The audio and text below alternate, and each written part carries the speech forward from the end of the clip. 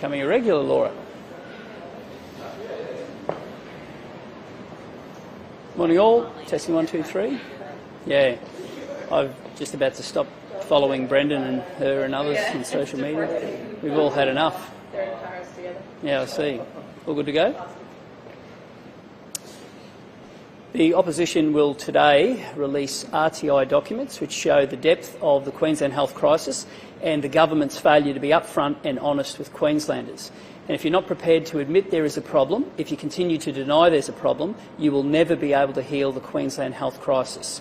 Today, 106 pages. 106 pages that show just how dire the situation is with unfunded beds in this state. A practice we were told didn't exist. Well, it turns out it does, and the debts run to departments and hospitals across this state. Unfunded beds like chemo chairs for cancer patients, like paediatric wards for kids, like intensive care units for critically ill Queenslanders. When those things are unfunded, is it any wonder why frontline staff are at their wits' end? And it is those frontline staff who came to the opposition and told us to go looking for this information. They are sick and tired of holding a broken system together because of a government that won't listen and properly resource the health system. So today we again call on the government to adopt our solutions, and those solutions that health professionals are yearning for. Better resources, better triaging, sharing data in real time, but above all putting local doctors and nurses back in charge. Ros Bates is our Shadow Health spokesperson. Thank you. Ros Bates, Shadow Minister for Health and Ambulance Services and registered nurse. Well, today Shannon Fentiman, photo op Fentiman, has zero credibility. She told us in Parliament that there were no such thing as an unfunded bed, that there were zero unfunded beds. Well, this 106-page RTI shows that Shannon Fentiman is a liar and the fish rots from the head. A bed is unfunded if it's sitting there with no patient in it. A bed is unfunded if there is no staff member to actually look after that patient. And to find out in this report that there are ICU beds right now today across Queensland that are not being utilised is appalling. These are for the most sickest of the sick Queenslanders. For patients to be waiting to have their chemotherapy because there is not enough staff or there's not a chair that's actually funded is appalling. Shannon Fentiman has been caught out yet again lying to Queenslanders. She either hides the data, she forces the LNP to do RTIs or ask questions on notice. She is not forthcoming with the data, and today she has absolutely zero credibility when it comes to unfunded beds. I'll hand over to Jarrod. Well, thank you, Ros. Good morning. Jarrod Bleijie, Deputy Leader of the Opposition. Lies, secrecy and deception are the hallmarks of the Palaszczuk Labor government, particularly when it comes to Minister Mark Bailey, a senior minister in the Palaszczuk Labor government. We saw recently Mark Bailey try and squib his responsibilities in terms of a budget blowout, another budget blowout under the Palaszczuk government. This government, the Palaszczuk government, is known for budget blowouts. They have a blowout problem, absolutely. We saw a press release issued at the end of June with respect to train manufacturing in Queensland, which specifically mentioned on over 4 occasions $7.1 billion project. 2 weeks later, the website was updated to over $9 billion. This was a $2.4 billion budget blowout. Now, when Minister Mark Bailey was asked about this budget blowout, he denied knowing about the media release until the media reflected on to him that it was his media release that he issued with the $7.1 billion. He then corrected it and said he wasn't completely aware of the situation. And then he said he was aware of the $9 billion before the press release was issued to Queenslanders. So you have Minister Mark Bailey lying again. This is a guy that was called a fool by the Crime and Corruption Commission when he was investigated for hiding secret emails with union mates on his private Mango Cube email account. So he denied that he knew about it in his press release. Then the media pointed out that it was his press release. Then the media asked, did you know about it before the press release? And he confirmed he did. So the senior minister in the Palaszczuk government deliberately sent out across all of Queensland a media release with a fake figure, a wrong figure, and not by $1 or $2, not by $100, not by $1,000, $2.4 billion. Yesterday, Anastasia Palaszczuk, having just come back again from overseas, was asked about this. And she was specifically asked, did you also know about the $9 billion project, despite the fact the press release said $7 billion? And she said, I'm not sure, I'll have to check. Well, Premier, it's been 24 hours. Have you checked? Because as far as I can see, she's not updated anybody with respect to whether she knew or didn't know at the time of sending the press release out. I suspect Mark Bailey did tell the Premier, did absolutely tell the Premier about the budget blowout of $2.4 billion. And the Premier, who was also on the press release, deliberately decided, don't worry, Queenslanders, about the $2.4 billion. We will hide it and update a little tricky website later, which is exactly what they did. The Premier has a lot of explaining to do today. She has to firstly explain when she found out exactly about the budget blowout, and then why did she proceed to put a press release out that was misleading to Queenslanders. And here's the crux of the matter.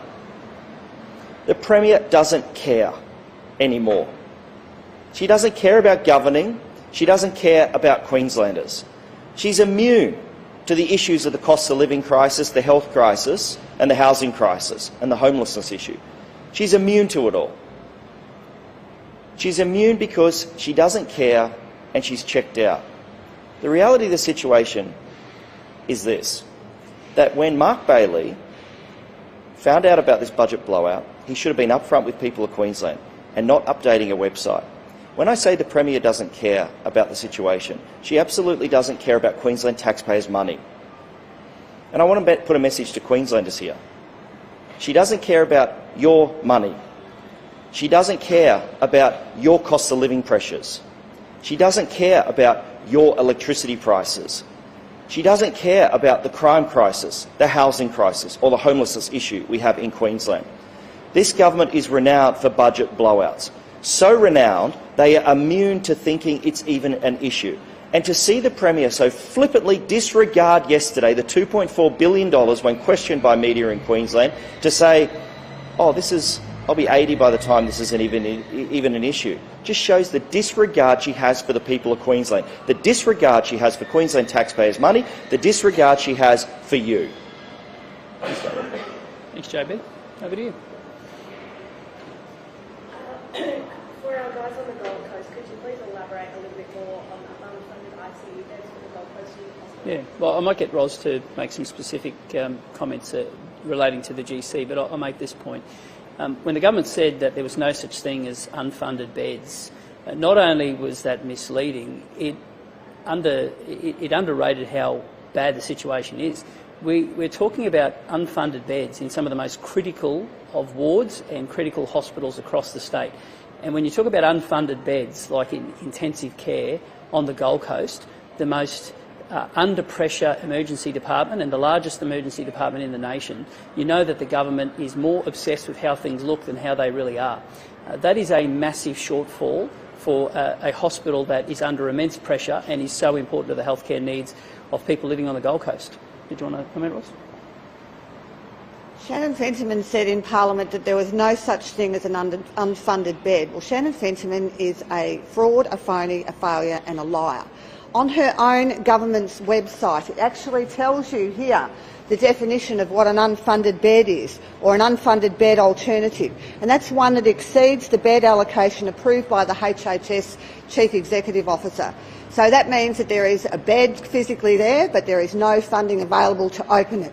That means that in the busiest ED in the nation, which the Gold Coast University is, which feeds patients from all the way as far as Lismore, which arrive by air ambulance to the Gold Coast University Hospital, that there are beds currently sitting there that would be available for use if they were funded and if there were nurses available to actually be part of that funding to care for our most vulnerable Queenslanders. It is appalling. Shannon Fentiman has no credibility. She has zero credibility.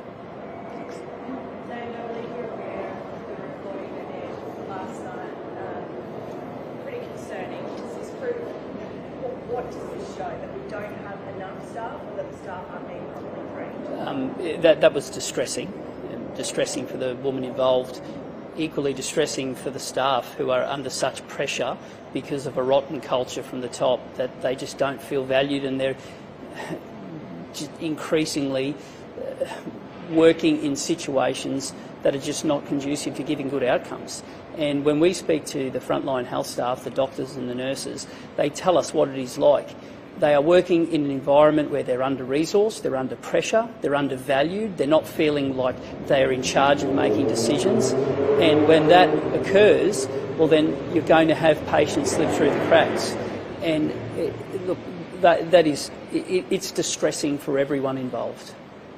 Can I ask about youth crime? Because the Minister's speaking a little later today. Do you think that their constant reassurance that they're doing everything about youth crime and they have strong laws and it is working is good enough? Every time the government talks about strong laws, it's ashes in the mouths of a Queenslander who goes out to the front yard and the car they need to earn a living isn't there, or they have to tell their child that their safe space that's been violated might be okay again. There is a disconnect in what's unfolding in people's lounge rooms and what the government is saying about youth crime. The only people who are denying we are in the midst of a youth crime crisis are the people who could do something about it. And for the government to constantly parrot that things are so good, and yet Queenslanders are living a nightmare in their homes, in their businesses, on the streets, there's just a disconnect. And increasingly people believe that until the government changes, nothing will change, because the government's solution is to tell Queenslanders that they've got it wrong, that youth crime isn't as bad as what Queenslanders believe it is. Well, Queenslanders know that is not the case. They are seeing it every day. They are seeing it. They're seeing it with people being stabbed in their homes, walking the streets. They're seeing that with businesses being trashed, people's lives being turned upside down, police being rammed like it's in some sort of a movie. This is unfolding every day in Queensland. And it's not just in one location. It's across the state. I have heard stories from Queenslanders from west to Mount Isa, far north Queensland to border towns, places like Gundawindi and Toowoomba, who would never have thought they would have been having this conversation. The Gold Coast, the Sunny Coast, north and south of Brisbane, Townsville, Cairns, Mackay, Rockhampton, every day. And the only people who are refusing to admit we are in the midst of a youth crime crisis are the people who watered down the laws 8 years ago to create a generation of untouchables, and they are the very people who are refusing to change the laws and put more police on the front line to do something about it today. What do you think about the courts not allowing journalists in to listen to some of these young criminal cases? Yesterday we were denied access to some recent cases by a magistrate. Do you think we should be allowed in there to report business? Well, I'll make a couple of points. Firstly is one of the fundamentals for a good democratic system is for the public to know what is going on inside their courts. But make no mistake, the government made changes in that area, and the government made a lot of changes when it came to the Youth Justice Act, and to hear them try to blame everybody else for those changes is deeply disappointing. Courts can only enact the law of the day. And in the days of the state government in Queensland, those laws have never been weaker. And conscious decisions were made to water down the Act, to make it more difficult for the media to shine a spotlight on what is going on in those courts. And the people who hold the responsibility to change that are the people who watered it down and broke it in the first place. And that is a third-term government that has given up on dealing with youth crime and has given up being upfront about what is going on in the courtrooms across this state. I'm not sick. I'm not. That's good. Dan Andrews. You sure? Yeah. No. Okay, good. Dan Andrews has pulled the pin on the Commonwealth Games 4 years out. Cost blowouts. Is this something, we're having cost blowouts already and we're 9 years out from the Olympics. Is this something you would encourage the Premier to consider pulling the pin? Or do you think we should come in and host the Commonwealth? Well, I'm mindful that story's around. I haven't heard the Victorian Premier's comments yet, and I'm not going to speculate and make some comments. But did you want to make some comments about blowouts? If you wanted to talk about, I can hand over to the Deputy Leader to make some comments about Project Blowouts. But I'll just make this point, and that is every time a cost blows out on a project, that is $1 less to be able to do another project that a Queenslander needs. And I think this government has lost that connection. It's almost as though it's become... the Queensland government is treating your money like it's monopoly money. A rounding error. A project blew out by $2.4 billion, and it's almost as though that no longer matters. Well, it does.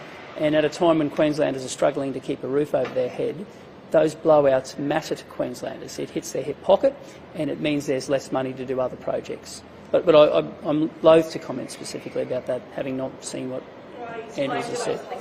Yeah, he's blamed it on cost blowouts. So. Well, let's wait and see what he... I haven't seen his comments, so I'm going to wait, and you know my style. I'll have a look at it and I'll respond to you properly. I'm happy to come back here in 2 hours and do it again, but let me have a look what he says. Should we host them? Let me see what they say. Can I tell you what my priority is? My priority is dealing with the fact that people in Queensland can't keep a roof over their head because of rising cost. They've never felt less safe in their home and their businesses because of youth crime. The fact that the health system is falling apart before our eyes.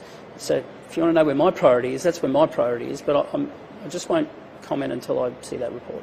What about the dingo attack? Would you support destroying the animals involved? Well, firstly, I've got a question, and that is 2 years ago the government announced another review, and this time it was on how dingoes would be managed on the island. So what's happened since then? Have the recommendations from that report been implemented? Are there enough rangers on the ground to do the job? Is the state focused on delivering what it said? Or is it another report that was commissioned and then put on a shelf after relieving the pressure of the issues of the day? And increasingly we are seeing this. We're seeing this from everything from health reports that commissioned right through to the Coldrake review, which was supposed to deal with the integrity crisis burning through the government. Under pressure, the government announces a report, a review, an inquiry, a study, and then things never get acted on. So the question today for the Premier is, what came from that review in 2021? What were the recommendations, and were all of them implemented to keep the community safe on the island? Do you think that there's a level of personal responsibility that Sure. oh.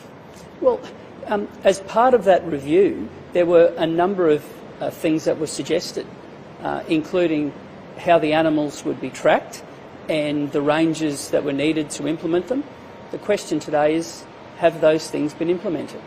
And let's ask those questions and then come back with when we have the information to make an assessment on whether or not the government fulfilled what it did, or was it another announcement to deal with the media issue of the day 2 years ago. Righto. Thanks all.